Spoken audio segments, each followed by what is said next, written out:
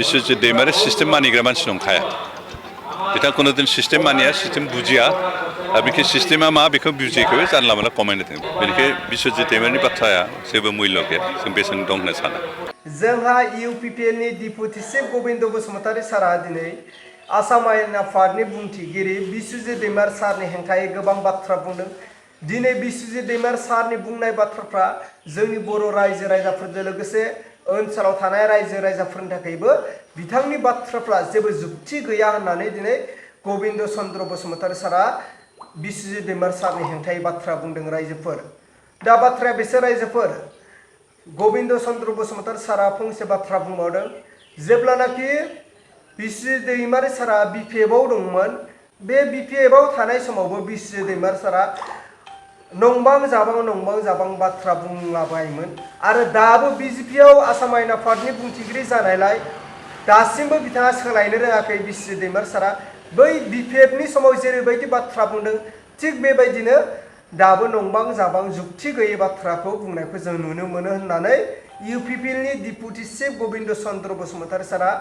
बिस्वजित दैमारी सारनि हेंथायै बुंदों रायजोफोर दा आंनि टपिकखौ आङो गोलाव खालामाजासे जोंहा गोबिंद चन्द्र बसुमतारी सारनि बिबुंथि आङो स्क्रिनाव होग्रोबाय नोंथांमोना नायलांबानो जाबाय बिस्वजित दैमारी सारनि हेंथायै मा बाथ्रा बुंदों आरो जोबनायावसो नोंथांमोना कमेन्टनि गेजेरजों फोरमायहरदो अब्ला नोंथांमोना नायलांदो टिसिआव टटेलि सिं बायनानै दं बिथांमोना गसंदो आरो बहुत बोसोर नांगोन बेनिखायनो गौरब गगৈ फैनायाव जों बुंनांगौ जेबो गैया पलिटिकेल पार्टि गासैबो जिखुनु जायगायावनो थांनो हायो रायजो राजाफोरखौ लोगोआवनो सावरायनो हायो बेनिखायनो गौरब गगৈ बिथां फैनायखौ जों गाज्रि मोनाखै बिथाङा गावनि पार्टिखौ अर्गानाइजेसन नाजादों खालामदों जोंहा बुंनांगौ जेबो गैया कारण गणतन्त्र पलिटिकेल पार्टिफोरा मोनसे देशनि सिङाव जेरावबो थांनो हायो जेरावबो थांनायनि मोन्थाय दं बेखौ होबथानाय बा बादा होनाय बा गाज्रि मोननायनि बाथ्रा फैया बेनिखायनो जों बिथां फैनाय जा माबा मोनसे खति जागोन बेखौ साना बेनिखायनो जों गियाखैबा गाज्रिबो मोनाखै बिथां फैनायखौ बिथां फैदों बेहाय उदालगुरि समस्तिनि माबा हिसाबै आं बिथांखौ बरायदोंसो आं नोंनि समस्तियाव भिजिट होना फैदों कारण बिथांमोना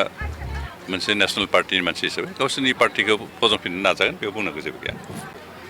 बिस्वजित दैमारी बेसेबां सिस्टेमनि गेजेरजों सोलिबोदों बेखौ जोंबो मिथियो कारण थांनाय 17 बोसोर BPFनि जि सासन बेवहाय बिथाङाबो सासेमोन दैदेनगिरि हिसाबै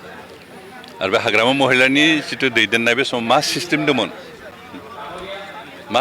बेनि माखौनो बिथाङा फिन होग्रोदों बिनिफ्रायसो खोथा बुंदों दिनै BTR ओनसोलाव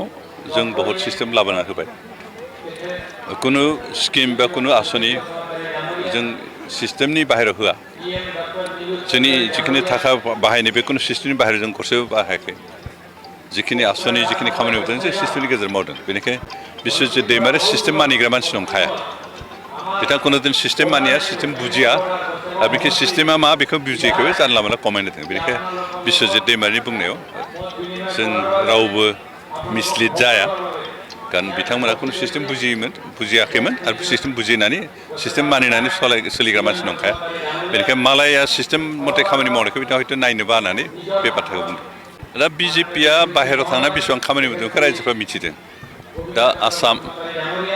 आसामनि रायजो राजाफ्रा सेटिसफेक्सन मोनदों ना मोनाखै बेखौ रायजोफोरनो सोंबासो मिथिगोन कारण थांनाय 10 बोसोर BJPआ सासन खालामबाय बे 10 बोसोरनि गेजेराव आसामनि रायजो राजाफ्रा बेसेबांखिनि सेटिसफेक्सन जादों जाया बेखौ आं बुंनो हाया खिन्थु रायजोफोरनो सोंबासो मिथिगोन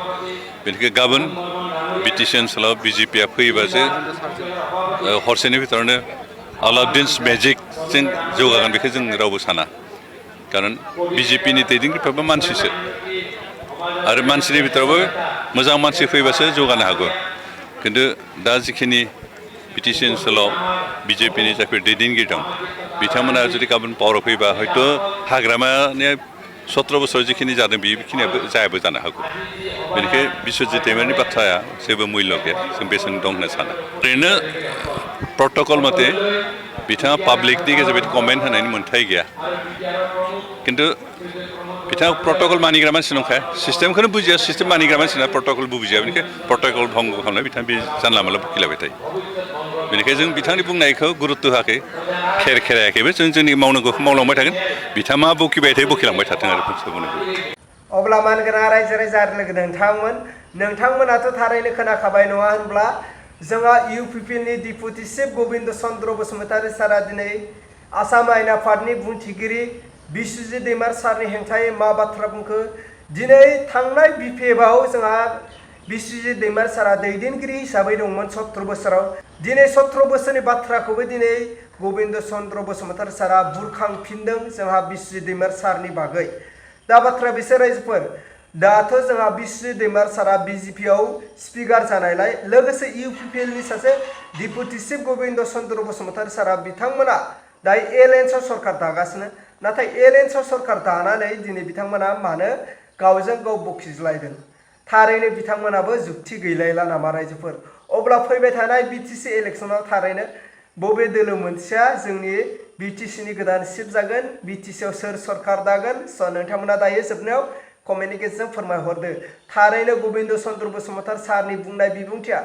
जोंनि बर' रायजो राजाफोरजों लोगोसे ओनसोलाव थानाय रायजो राजाफोरनि थाखाय बेसेबां गनायजाथाव बेसेबां बाख्नायजाथाव बेसेबां मुल्य गोनां बिथांनि बिबुंथिया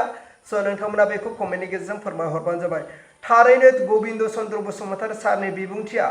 जोंनि बर' रायजो राजाफोरनि थाखाय गनायजाथावब्ला नोंथांमोनाबो बेखौहाय कमेन्टनि गेजेरजों फोरमायहरबानो जाबाय आरो बेसेबां गनायजाथाव आरो बेसेबां गनायजाथावि बेफोर बाथ्रानि बागै नोंथांमोना कमेन्टनि गेजेरजों फोरमायहरबानो जाबाय अब्ला रायजोफोर दिनैनि भिडिअखौ आं बेखिनियावनो फोजोबबाय भिडिअखौ मोजां मोनदोंब्ला लाइक आरो चेनेलखौ मोजां मोनदोंब्ला साबस्क्राइब खालामनानै होबानो जाबाय रायजो राजा आरो लोगो नोंथांमोन।